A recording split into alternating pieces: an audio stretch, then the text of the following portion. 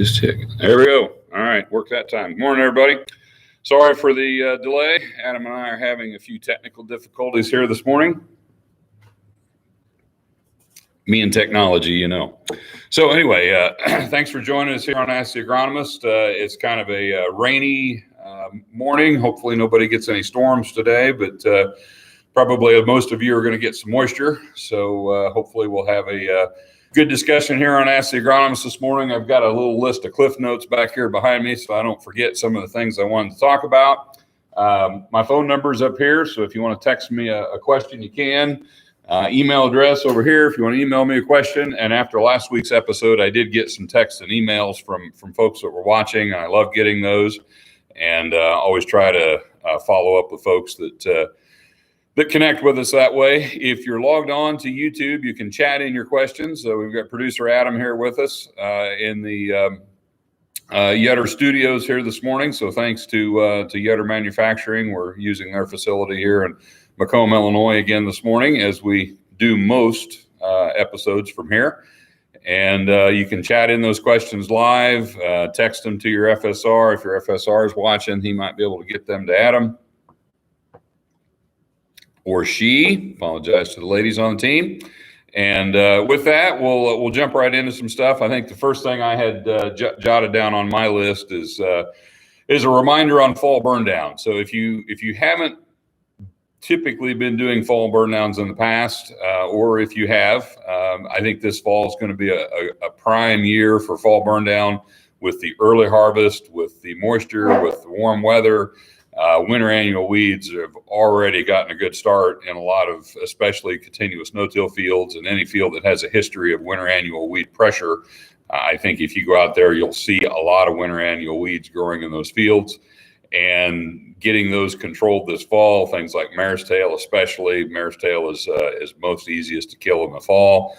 It is a little bit weird these days with some of the herbicide supply situations. You may have your retail suppliers asking you to consider some different fall burn down programs, and I guess keep an open mind, and whatever you can get your hands on that's economical, that will do the job is fine.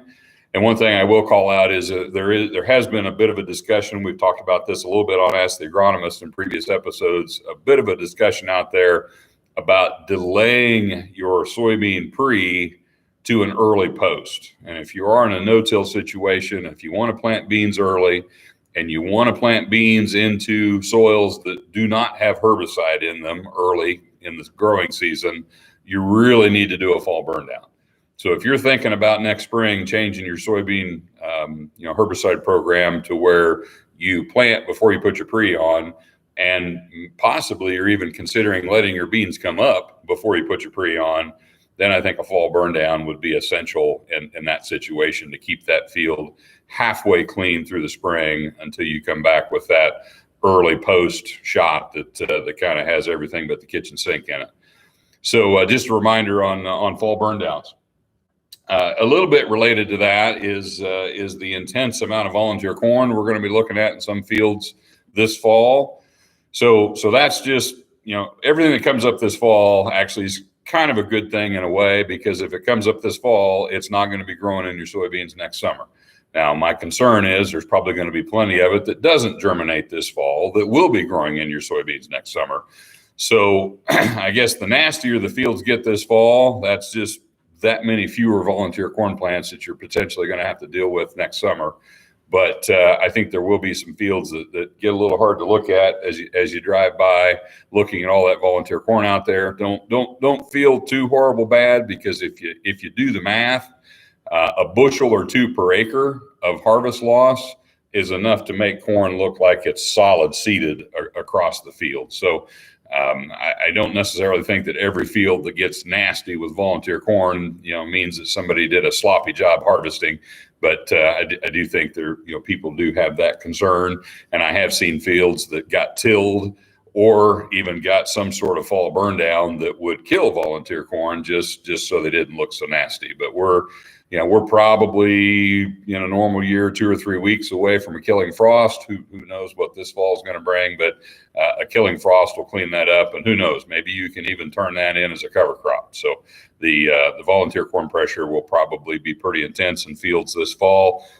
And as we look ahead to next summer, we know volunteer corn can be difficult to control in some soybean herbicide systems because of either coverage, droplet size, drift control additives that are required, antagonism from group 15 herbicides and other products. So volunteer corn has become a little bit of a frustration for people. It ought to be something very easy to kill. It ought to be something very economical to kill.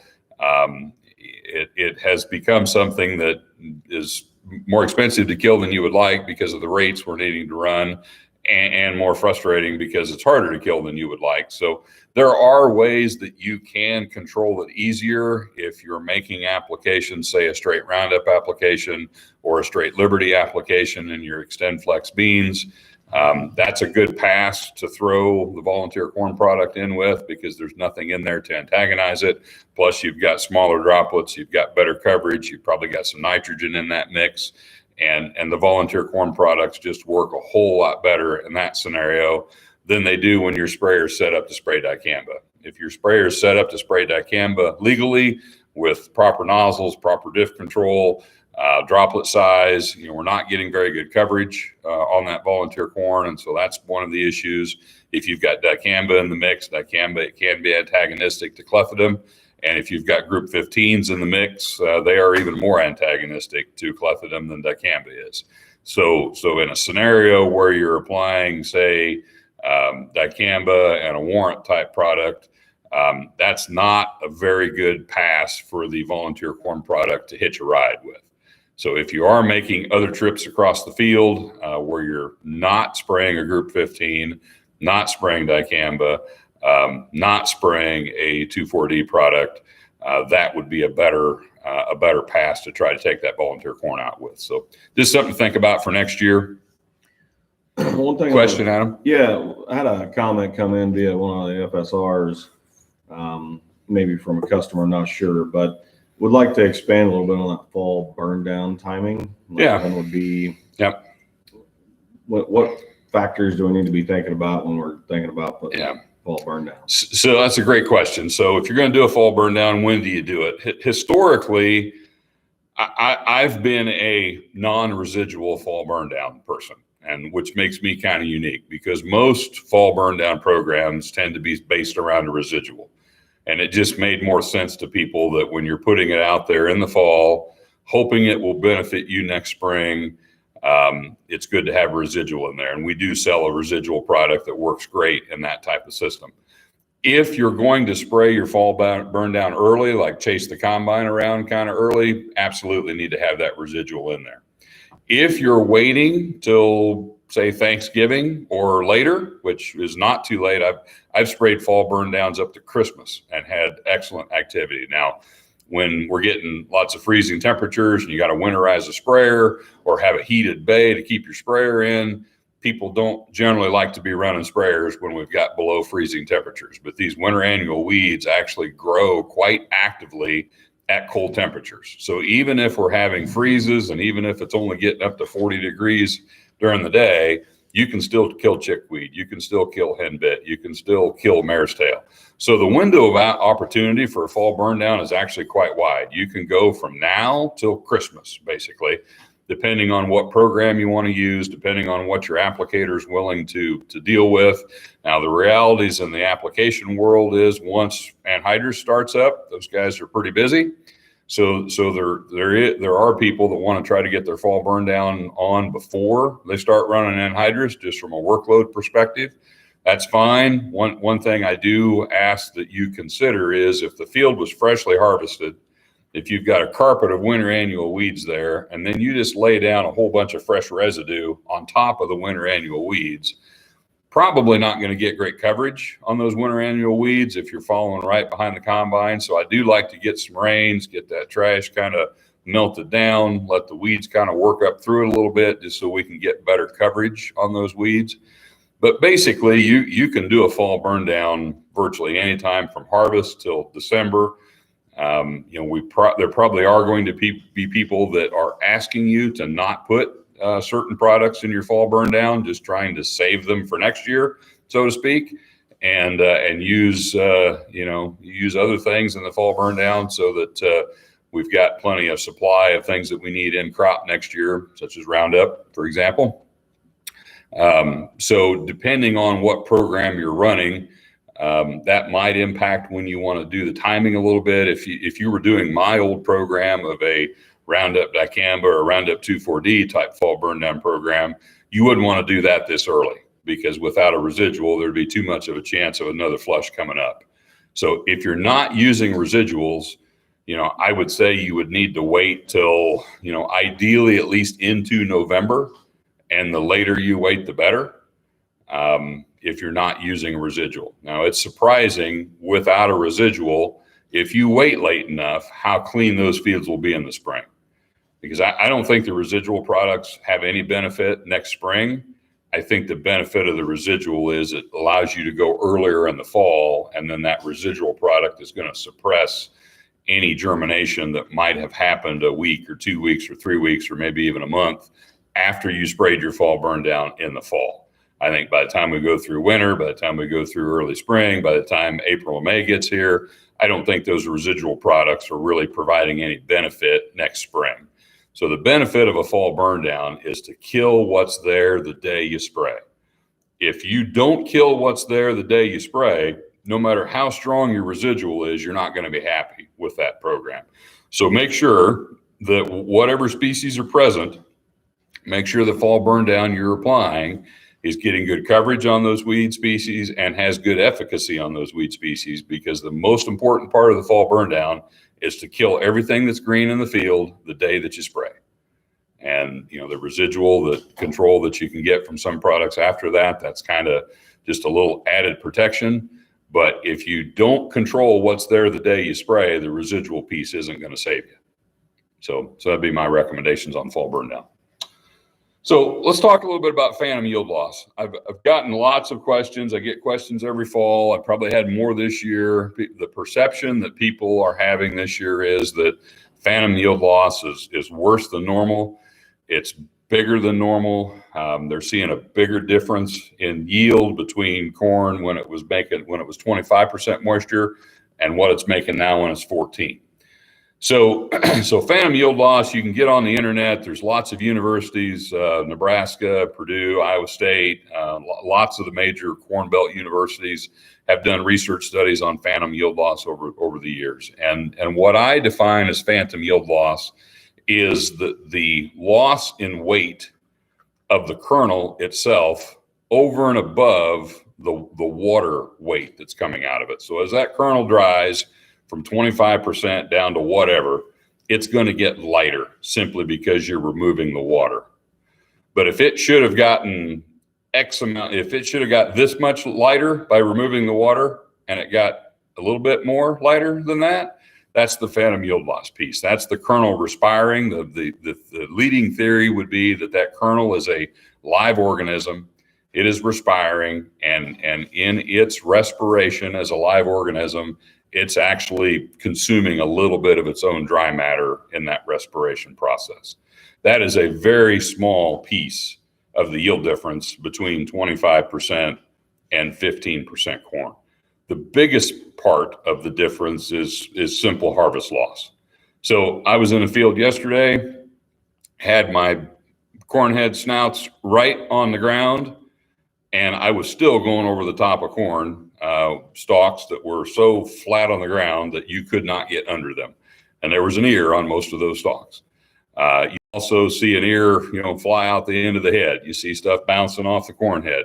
You see more head shelling. So the vast majority, over 90%, the yield difference between 25% corn and 15% corn is just the corn that's still laying in the field that did not get in the grain tank.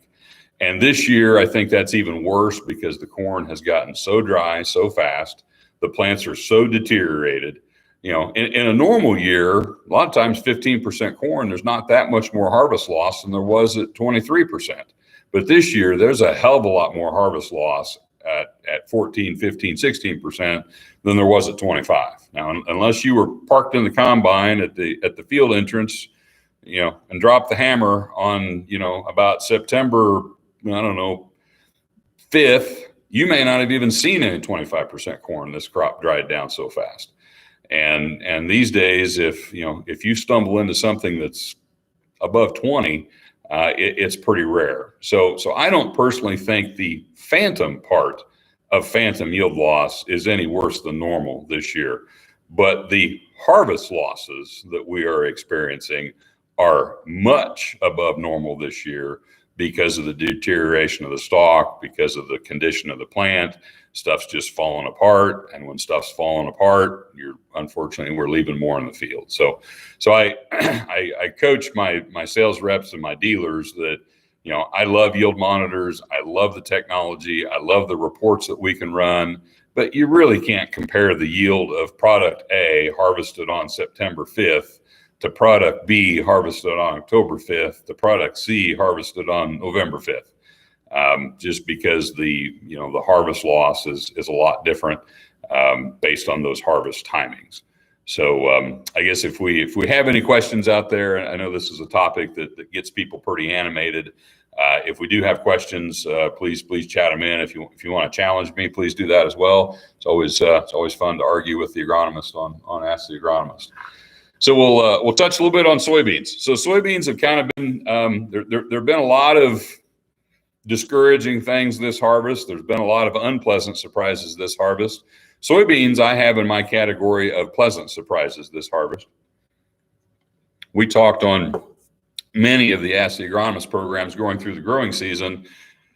I was irritating some people because I was being pretty pessimistic on the potential for the soybean crop. And we've gained. I don't know if Adam, was I irritating you or you agreed with me? Too. Okay, all right. When I said I was irritating people, Adam's pointing at himself. I'm thinking, oh, that means I irritated Adam. That's not good.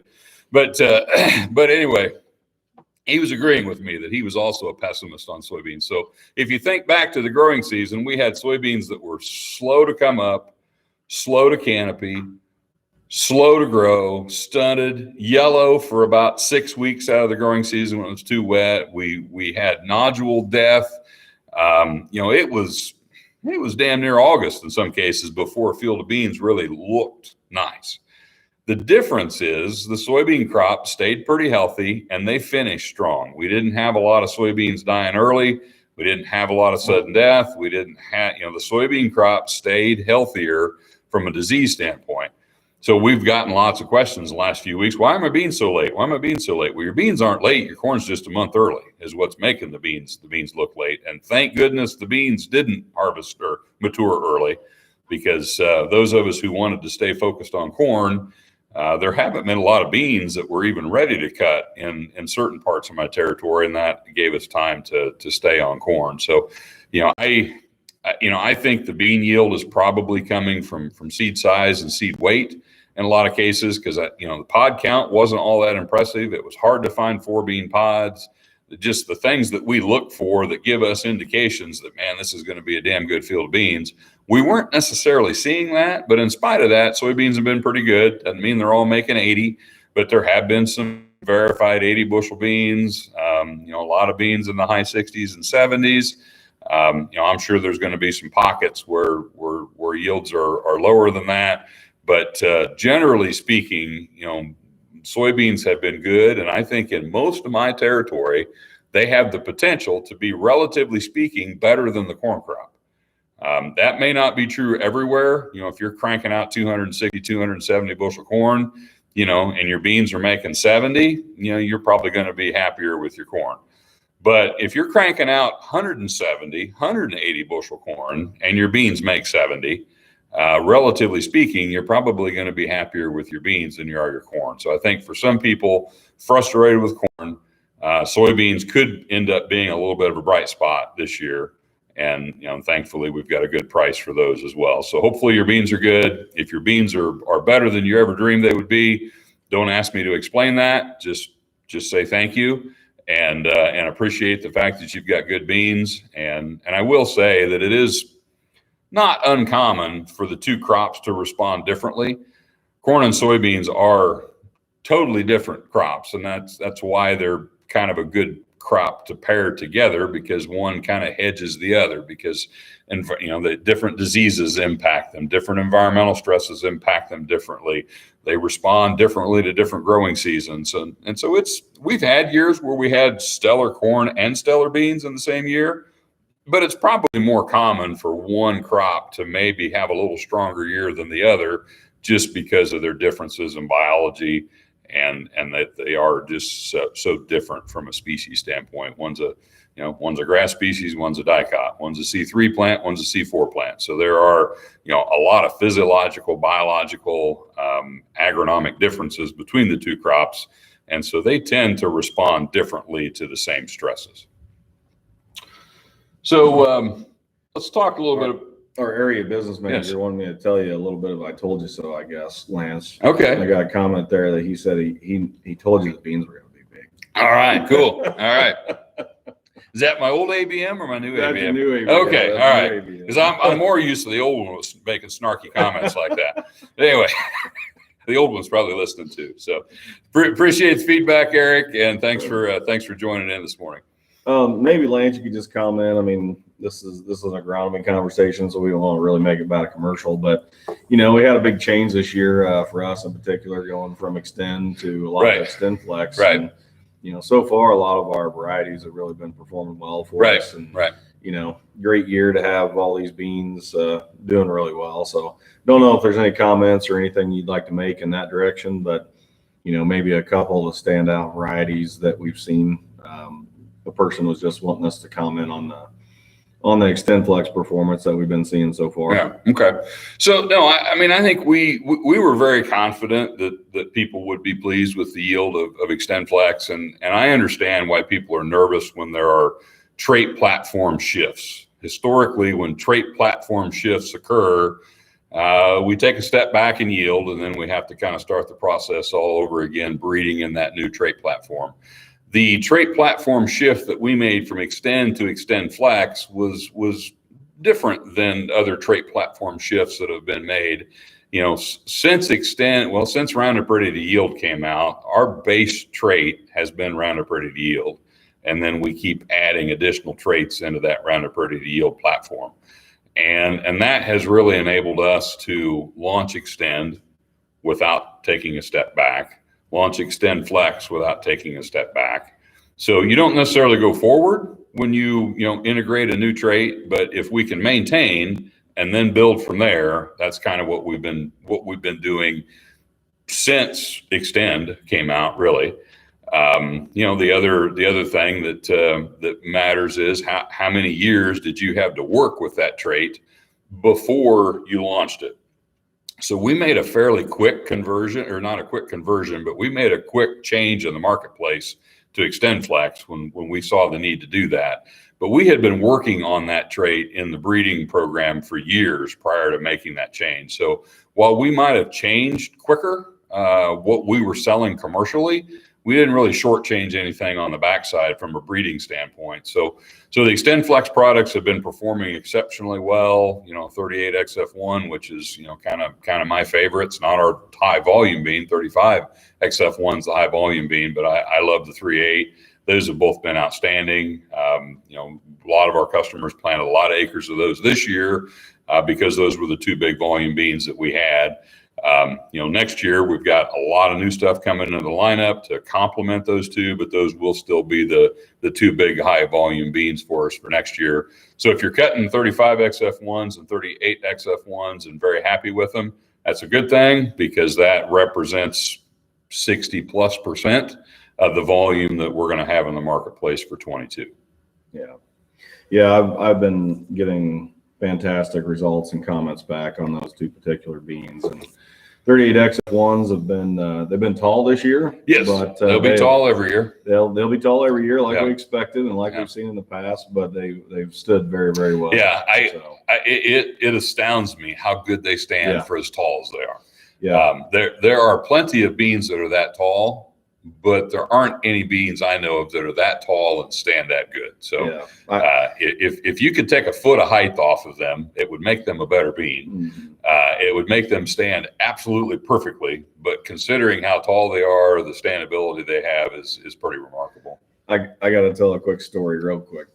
So 38XF1s, the guy had them planted, plants them early, does everything to try and push yield on his beans as far as fertility and applications of fungicide, real progressive operation, and has had really good success growing high yielding beans. So he had 38XF1s this year, and they'd gotten a little lazy on him, actually more lazy than I had seen them get most other places in my territory. And I talked to him the other day because I knew he'd been cutting beans, and I said, hey, I hadn't heard anything about those lazy 38XF1s that you're worried about. And he says, Dad told me I shouldn't even tell you. And I said, apparently, he says, don't tell him, it'll go to his head. Because I've been telling him the whole time, like, they're still standing pretty well. Apparently, after those beans lost their leaves, he said, it's like there was some sort of spring that just kind of stood them back up. He says, those are some of the best yielding beans we had on the farm so far. So okay, cool. I got a kick out of that story the other day. Yeah, I just little bit of inside baseball for you guys here this morning. I actually just had an opportunity last night. They're polling all the agronomists for kind of what's your wish list for products. So as we're giving feedback to our product management group of what should we be looking for in the breeding program, one of the things I asked for in soybeans was shorter beans. So we've got a lot of beans that are frankly taller than they need to be. So we don't discriminate based on height. We discriminate based on yield. So we're picking the beans that are yielding, and it seems like we're picking lots of taller beans.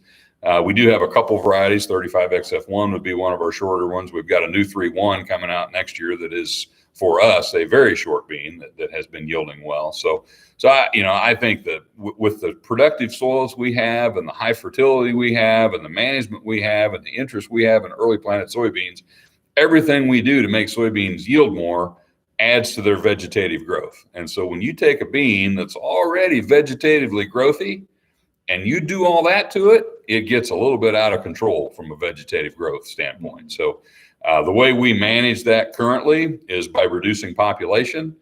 If we were selecting for beans, in the environments that some of you guys are growing them in, we might be selecting for shorter beans as well. So that was just some feedback I gave the product management group. To spin off a little bit of the conversation you're having there on the corn yield, soybean yield, we're kind of talking about how things generally played out. We had a question come in from Jordan Zimmer. So thank you, Jordan. Thanks, Jordan. Question. Really appreciate it. And he wants to know if you could talk to or speak a little bit about when the girth is determined in the corn plant. Okay. He wants to know what the most common factors that would affect ear girth is. Okay. So I'm not sure if, girth can be defined by a couple different things, right? It can be defined literally by how big around it is, right? Or it can be a component of kernel depth or kernel right. I mean, height. So I would define it as row number is right. Exactly. and that would keep you from conflating all the other stuff with it, which we'll talk about that. Right. But so if we're just talking, if girth is defined as row number set very early in the corn plant's life, probably somewhere in that V4, V5, V6 timeframe. I think most physiologists believe that by V6, it's pretty well set. So it's going on, fairly close to that time that, we're probably out there spraying herbicides. And so sometimes that's why we worry about herbicide stress at that point in time. But the primary thing that influences girth is genetics. So you might notice a lot of seed companies in their seed guides will publish average rows around for a hybrid. So some average 14, some average 16, some average 18, a few average 20. There's been hybrids in the marketplace that would average 22 or 24. So you can genetically select for girth. So selecting for girth does not increase your yield potential. So we can talk about that if you want to a little bit, but you can influence rows around by genetics. And if you prefer to do, when you're doing your ear counts and your yield checks, to be counting 18s and 20s instead of 14s and 16s, then you can pick hybrids that will more likely give you an 18 or a 20 versus a 14 or a 16. Now don't kid yourself. Just because it's got 18 instead of 14 does not mean it's going to yield more. There's too many other factors, such as kernel depth that Adam mentioned, and ear length. Typically, everything kind of equals itself out. So if you've got a hybrid that is girthy genetically, it's going to have smaller kernels than a hybrid that is not girthy genetically. So that plant can produce so much dry matter. And if you can make a half a pound of dry matter and you've got 500 kernels, and you can make a half a pound of dry matter and you've got 600 kernels, it's the same half a pound of dry matter. So just because you got more kernels on an ear doesn't mean that ear is going to yield more. So back to Jordan's question, other than genetics, what can influence girth? So, cold weather stress, wet weather stress, maybe nutrient stress, although, it would have to be a pretty severe situation for up till about V2, V3, the plant's essentially living off the seed. So in theory, it has what it needs. If it struggles to get its nodal roots established and it's going through a little bit of rooting stress early on, that might knock a couple rows off. But in my experience, in environmental stresses, probably going to knock no more than 2 rows off. So it could turn a 16 into a 14. It could turn an 18 into a 16. If you've got something really, really bad going on, maybe you could knock 4 rows off. But that's pretty uncommon. And the plant's going to have ample opportunity, in my opinion, to compensate for that in length, which gets determined later. So if, for example, let's say your plant that wanted to be 16 kernel rows didn't feel particularly good, so it only set 14. And then things improve and that plant's feeling good. Well, maybe then it'll make a 40 long instead of a 36 long to help make up for the fact that it lost a couple rows. Or maybe you'll end up with some gigantuan kernels, the size of your thumbnail, and it only takes 65,000 kernels to make a bushel instead of 80 or 85 or 90,000, or in some fields this year, 110,000 kernels to make a bushel. And it can make up for it that way. So I don't get maybe as excited about girth as some people do, just because I know that having 20 around doesn't guarantee you awesome corn, and I've seen 14 around make 300 bushel. So you can't necessarily say that you got a problem going on because you're seeing 14s and 16s. Now, if you're seeing 14s and 16s and hybrids that should have been 16s and 18s, then you probably had some tough conditions earlier in the spring that knocked a couple kernel rows off of there. But your corn isn't necessarily yielding less, because if you could magically add 2 more kernel rows to those 14s and 16s, the ear would have been either shorter or the kernel weight would have been less. You can't just throw more kernels on there and change nothing else. So you probably would have ended up back at the same spot. So hopefully that answers your question, Jordan. Thanks, Jordan. Loyal follower, loyal listener, always out there with a question. So I appreciate that. Yeah, at the end of the day, I still think it comes back. There's a lot of different things that can fluctuate all throughout the season. When we dig yield estimates, we want to know how many plants there are. We want to know how many kernels per plant and what each one of those kernels weigh. That makes our yield. Right. And there are things that influence that all season long. And at the end of the day, those influences are all affecting sugars, photostimulants. That's a lot of the things that are going to those kernels. And, certain critical points of development happen early on, like you said, maybe when we're trying to control cell differentiation for a number of rows around. And then we've got cell differentiation later for the length, the potential length of the ear. And then it's all about maintaining that and being able to fill it all, right? And I think that's what happened to a lot of people this year is they went out there and they did the yield component method, where they did the kernel count method, if you will, where they took number of rows and number of kernels per row times the population, that old process. I think we need to go through that, like you're doing there, Lance, and maybe talk about why estimations and expectations got so high, and show, just like you're doing there on the board, that beware. There's some assumptions that you're making there that sometimes don't don't add up. So what we're trying to do with these calculations is estimate weight per acre, right? So, so a bushel of corn is considered to be 56 pounds. And if this number ever gets changed, that will change things radically for us. But as long as a legal bushel of corn from a marketing standpoint is 56 pounds, what we need to know is how much weight is out there. And then you divide that by 56 pounds, and that will tell you how many bushels are out there. So is there 14,000 pounds in an acre? Is there 12,000 pounds in an acre? Is there 10,000 pounds in an acre? And we're doing all this math here just to try to get to an estimate of that number. This is all somewhat irrelevant. The only reason this matters is because we need to know what these numbers are. Divide by that to get you your yield. So what we do, you count row numbers. So let's say it's 16. Let's say you're 37 long, and let's say you got 34,000 of those ears. So a lot of error comes into all of these. So how good a job did you do sampling your average ear? Was your average ear a 16 by 37, or was that more of a good ear that was a 16 by 37? If you planted 34,000 and you plug 34,000 into your ear count, you're already cheating, because you're not going to have 34,000 ears if you planted 34,000 seeds. So don't use your planting population for your ear count. I would use, if you don't want to take the time to do ear counts because they're kind of pain in the butt, I would use something kind of conservative, like maybe 10% less than your planting population for your ear count. Probably better than that in most cases, but not every case this year and some years. So your ear count could maybe only be 30, even though you planted 34,000.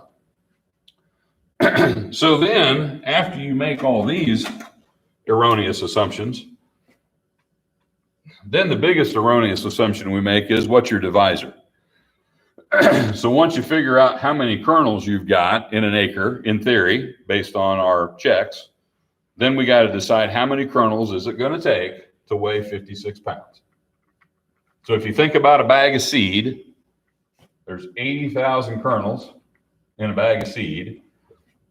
And sometimes an 80,000 kernel bag of seed weighs 64 pounds, and sometimes it weighs 38 pounds.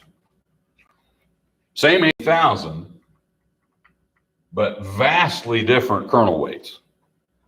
And the vastly different kernel weights is what gets us in trouble here, even in a normal year, and is getting us in even more trouble this year. So the old standard was 90,000. So if you think back to your bag of seed, if we put 90,000 kernels in a bag of seed, it would be pretty rare that the bag would weigh less than 56 pounds. So 90,000 is a conservative number. I've heard people, say, well, let's use 85 or let's use 80. There are situations where 65 would have been the right factor to use. I've heard a lot of recommendations the last couple of years. Some people have kind of landed on 76,000 is the new 90. 76,000 is the new average for what it usually takes to make a bushel of corn. If you were using 90 this year, in some fields, 90 was too low. And you could do the math. Adam might want to do this. So Adam, let's do this. Take this 16 by 37 by 34. What would the yield be at 76,000?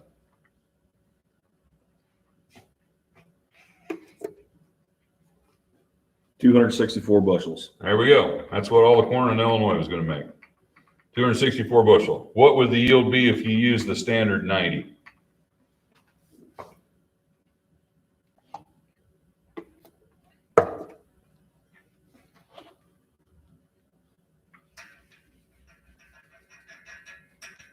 $223, actually 224 if you round properly. Okay, so at 76,000, we were at 264.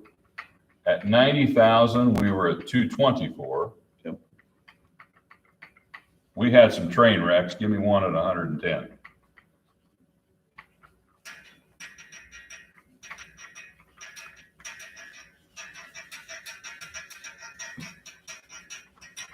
$183. There we go. Oops. Okay. So if you want to know where in the hell your corn went, it's all right here.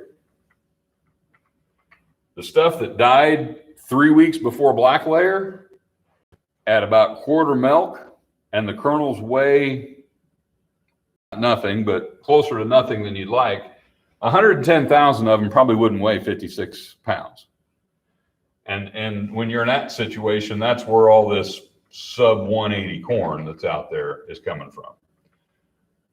If you're harvesting 260 bushel corn, that corn probably got a lot closer to black layer, might even have black layered before it just crashed and died.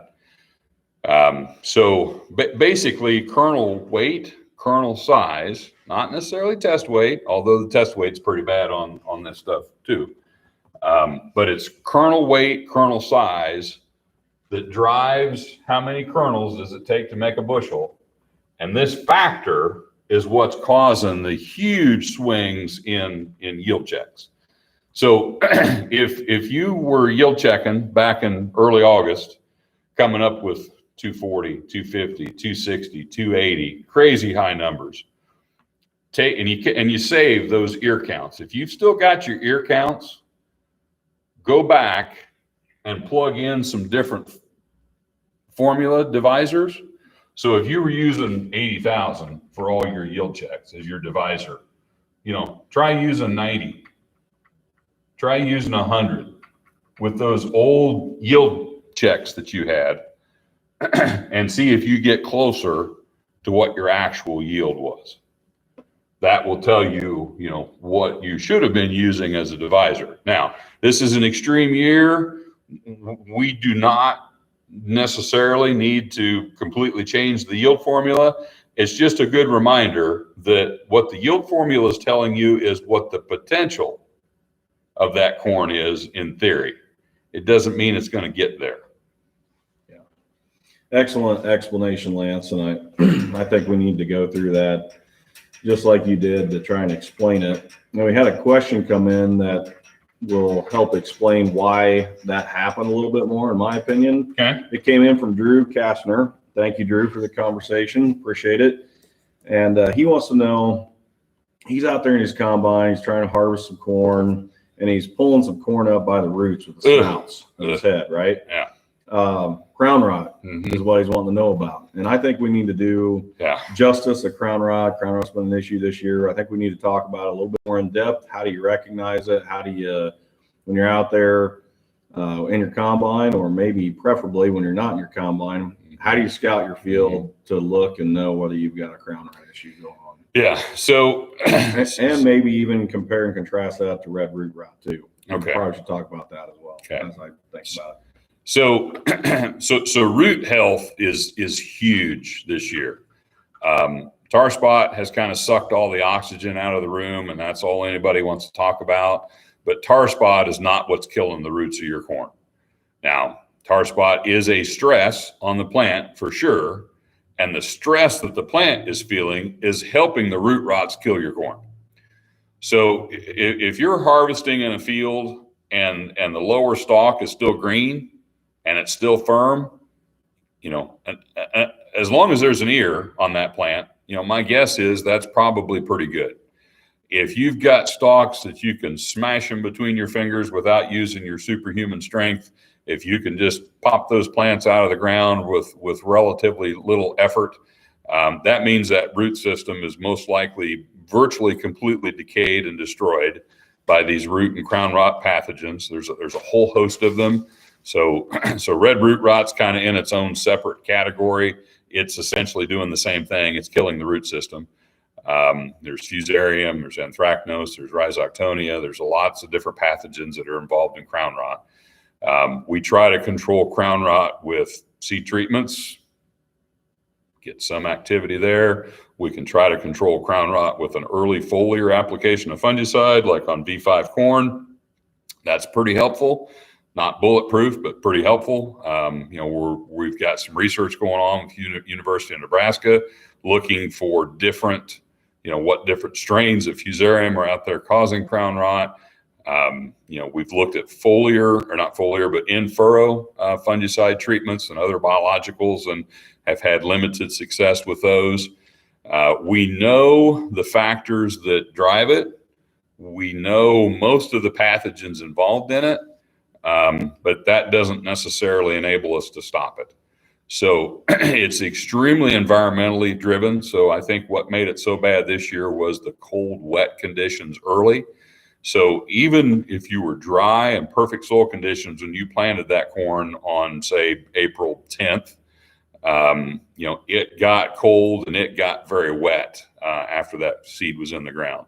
I had a producer send me a video about 10 days ago of a field planted on May 6th to 6357. It happened to be, it's a 113-day double pro of ours. This was a 15-acre patch back in the timber, surrounded by trees, on kind of a knoll. They basically at some point in time cleared off the crest of the hill and put it into a field, and then the field was still surrounded by old growth timber.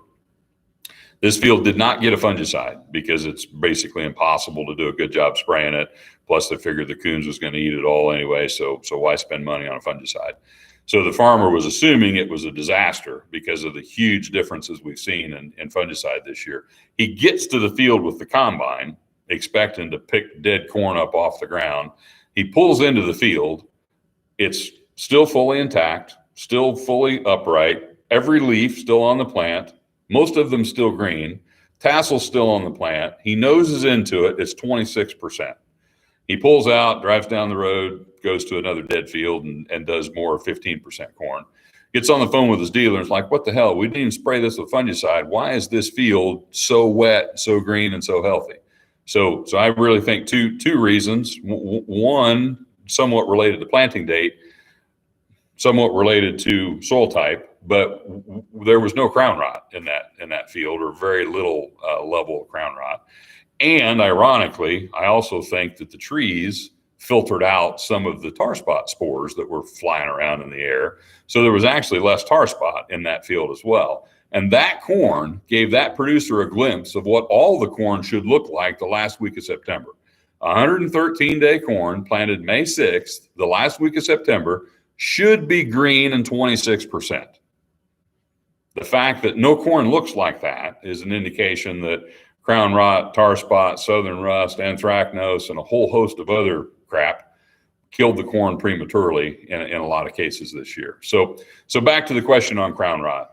Crown rot can be diagnosed earlier in the growing season. So I would say as early as knee high to waist high, you can see signs of crown rot infections if you split the crown. So if you dig the plant up, split it right down the center, all the way down through the roots, and open that up and look at that lower stalk. So basically what you're going to see is you got the bottom of the stalk, you got your nodes here, got your nodal roots coming off. And what you want to look for is just down here in this lower crown region, look to see if you see some brown discoloration starting to form there. And if this is all, pretty white, where the nodes are, the nodal tissue is always a little bit brown. But if the tissue between the nodes has got a brown discoloration to it, and you're finding some plants that are nice and bright white and some that are looking kind of brownish, that just little hint of brownish, that's what crown rot looks like early in the growing season. It lives in that root system. It infects that root system. It affects that root system all through the growing season. But you generally don't see it visually above ground symptomology until you're getting close to dent stage. And when you're in that late dough, early dent stage, especially if it's dry, especially if you're under stress, especially if you're covered with tar spot and southern rust, as we learned this year, that puts a tremendous amount of stress on that plant. It's working its butt off to finish filling those kernels. It's maxed out. It's working as hard as it can. And if it's got roots infected with crown rot, that root system is impaired. That's making it harder for the plant to get the water that it needs. So if you're thinking, if you hear somebody say, well, crown rot's worse when it's dry, when you have drought stress during grain fill, you say, well, I wasn't really that dry during grain fill. It was a little drier, but it wasn't that dry. Well, if you think about it, if your roots are not functioning properly, it's always dry, even if it's not that dry. And if on top of the poorly functioning roots, it truly is dry, that just adds insult to injury. And you're thinking, well, guys, the corn plant's got roots 6 or 7 feet deep. It was only dry in the top foot. It should have had plenty of moisture. Well, not if the roots were infected with red root rot, fusarium, anthracnose, rhizoctonia, various other crown root rot pathogens. If that root system was compromised, that plant was under far more stress than the weather we were feeling would give you an indication of. And basically that stress that plant's under, it cannibalizes what the plant does before it dies is it remobilizes assimilates out of the stalk, the leaves, the roots, basically it scavenges the whole plant and robs Peter to pay Paul. In this case, Paul is the ear, Peter is the plant. And that's why the plant died trying to finish the ear, basically. And when that plant goes from green to off green to silver to brown in about 4 days, and the ear goes from upright to flopped over, and you had a green upright ear, and then you got a flopped over brown ear, and that happens in the course of literally 3 or 4 days, that's when the plant died. And if that happened, late dough, early dent stage, which is when I'm saying that happened this year, that's why your yield is about half what it should have been, because you had only accumulated approximately 50% of the dry matter that kernel was going to accumulate during the growing season. And on the day the plant died, that's all you get. You can't put any more dry matter in a dead plant. So that's why we're seeing these huge yield differences. That's why we're seeing the dead, rotten, falling apart, falling out of the ground. I feel your pain. I had to pull out of a field 2 days ago. I was trying to get through at home, made the cardinal mistake of harvesting good corn when it was nice and leaving some down stuff for another day. And I don't know when this field will get harvested. If we don't have the right soil conditions, some of it may not get harvested, because what's happening is if it doesn't slide into the head real easy, the root ball pops out of the ground before the plant gets into where the reel can get a hold of it. And even if the reel does get a hold of it, it's bringing the whole plant in. And you haven't seen sad until you've seen a corn reel wrapped full of root balls and entire plants. And I'm running that into my poor combine. So I ran over a gravity wagon the other day because there was literally so much dust pouring out of the unloading auger, I couldn't see the wagon. So I feel your pain. There are those fields out there. This particular farm, polluted with hog manure, extremely high phosphorus levels, and those two things, haven for crown rot. This was also our first planted corn. So it got planted fairly early in April. It's on some heavy, high organic matter, super high fertility ground. It's really damn good corn. I can't get out of the field. So that's frustrating. The places where it was standing, it's running 300. So there's a lot of corn on the ground in places, and crown rot is really what drove that, and that's what drove a lot of the premature death that we're seeing in a lot of fields this year, compounded by our foliar diseases, primarily tar spot and southern rust this year. And the better job you did keeping tar spot and southern rust out of your corn, that did nothing to prevent the crown rot infection, but it did reduce the stress on the plant, which prevented the crown rot from killing the plant prematurely, or at least it didn't kill it as prematurely as it got killed in the absence of fungicide. So that's the reason we're seeing the crazy responses to fungicide that we're seeing this year. We're seeing overlap areas in fields showing up with 40 or 50 bushel more corn. We're seeing V5 fungicide applications adding 30 bushels or more in some cases to corn. We're seeing VT applications adding 40 or more bushels to corn. There are fields out there this year that an aggressive fungicide program would have increased the yield of that field 100 bushels. We have never seen anything like that before. May never see anything like that again. Kind of hope we don't, frankly, even though I love to see fungicide responses. I don't love to see 100 bushel fungicide responses, because that means things are going to hell if you're getting 100 bushel yield out of 3 applications of fungicide. Yeah. So excellent question, Drew. Appreciate it. Crown rot has been a major issue that it was good for Lance to cover it in great detail. There is, I won't say there's as much research going on in crown rot as there is tar spot right now, but both of those things are recognized as yield limiting factors in corn that we need to figure out a better way to address them. So will we address them through genetics? Yes, I think so. Can we address crown rot with different fungicides, maybe different seed treatments, maybe, in furrow fungicide applications, early foliar applications? We know all those things potentially can help. So it's probably going to be a combination of fungicides and genetics, how we deal with these issues, but they absolutely need to be dealt with. And, while they're not going to be this big a problem every year, they are a problem somewhere every year. And this year just happens to be kind of extreme. So let's spend a little bit of time. We don't have much time left talking about fertilizer. Did you have a question, Adam?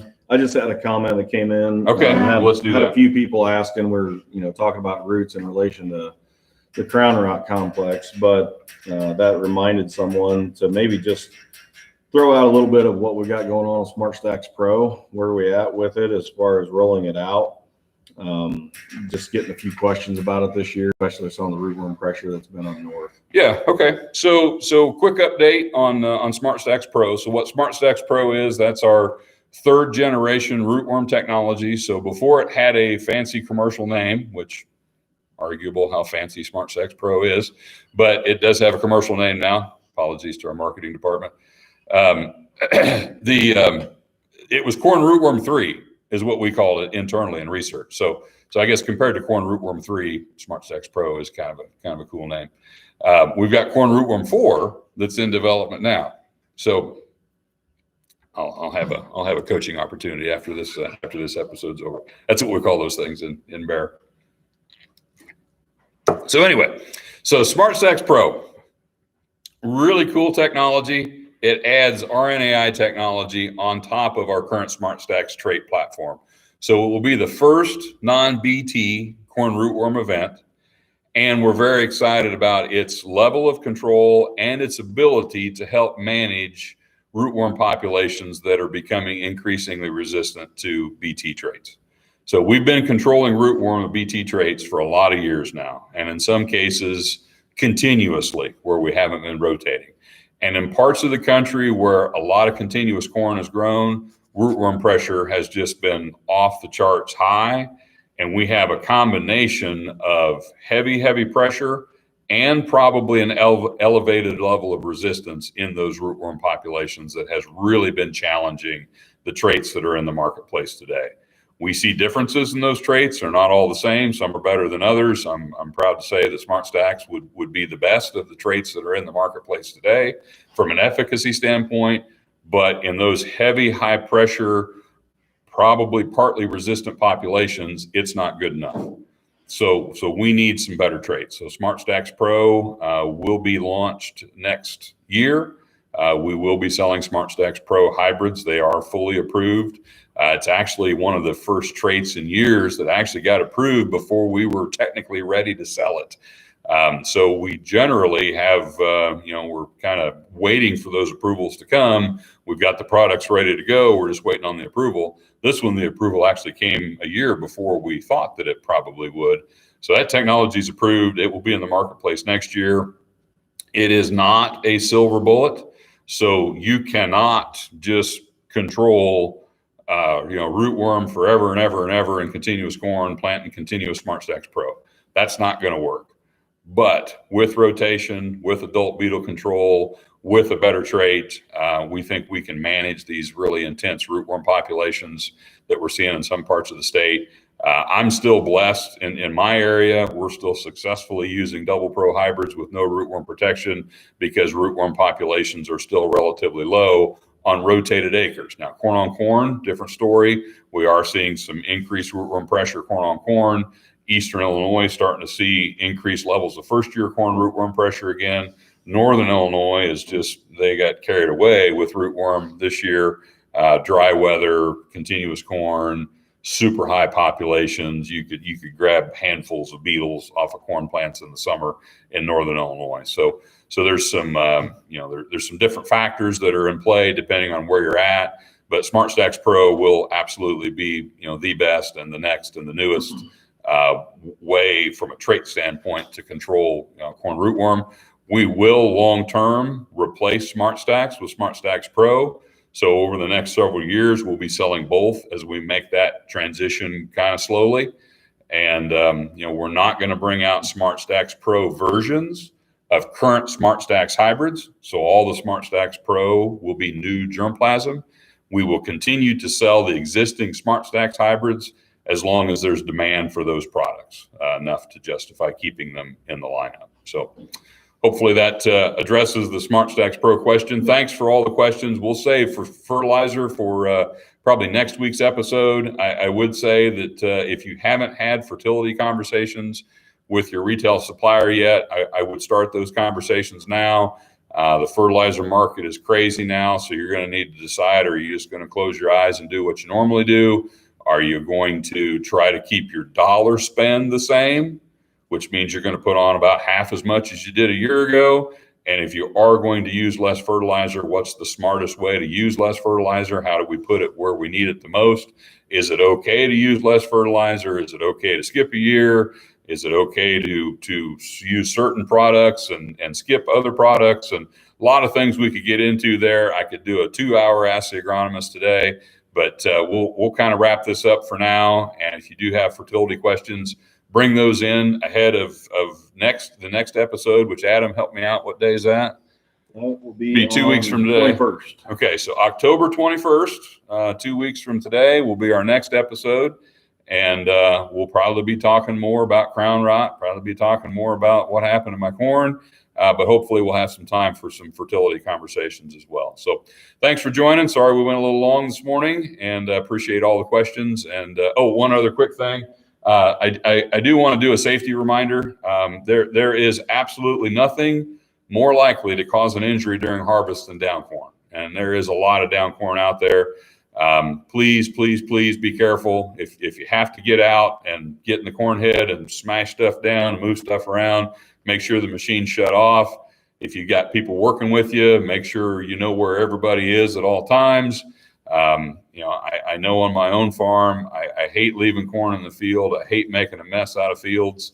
And it's hard to you get frustrated, you get angry, you get tired. And that's when really, really bad stuff happens. So everybody, please be safe and be with us again here in 2 weeks. Thanks.